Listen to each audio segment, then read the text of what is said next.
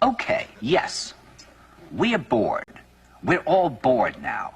But has it ever occurred to you, Wally, that the process that creates this boredom that we see in the world now may very well be a self-perpetuating, unconscious form of brainwashing created by a world totalitarian government based on money, and that all of this is much more dangerous than one thinks, and it's not just a question of individual survival, Wally, but that somebody who's bored is asleep, and somebody who's asleep will not say no?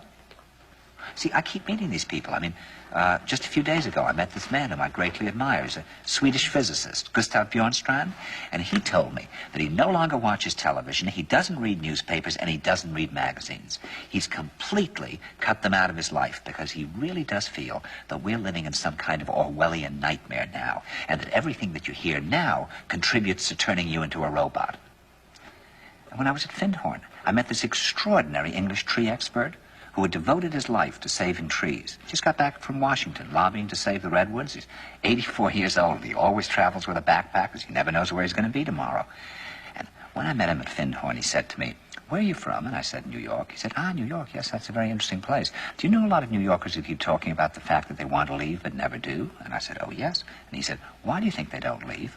I gave him different banal theories. He said, "Oh, I don't think it's that way at all." He said, "I think that New York is the new model for the new concentration camp, where the camp has been built by the inmates themselves, and the inmates are the guards, and they have this pride in this thing they've built. They've built their own prison, and so they exist in a state of schizophrenia, where they are both guards and prisoners, and as a result, they no longer have, having been lobotomized, the capacity to leave the prison they've made, or to even see it as a prison."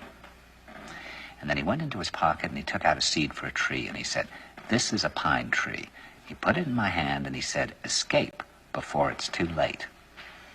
See, actually for 2 or 3 years now, Chiquita and I have had this very unpleasant feeling that we really should get out.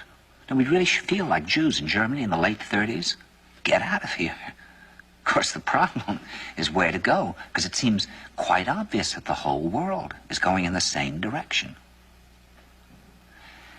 See, I think it's quite possible that the 1960s represented the last burst of the human being before he was extinguished, and that this is the beginning of the rest of the future now, and that from now on there'll simply be all these robots walking around, feeling nothing, thinking nothing, and there'll be nobody left almost to remind them that there once was a species called a human being, with feelings and thoughts, and that history and memory are right now being erased, and soon nobody will really remember that life existed on the planet.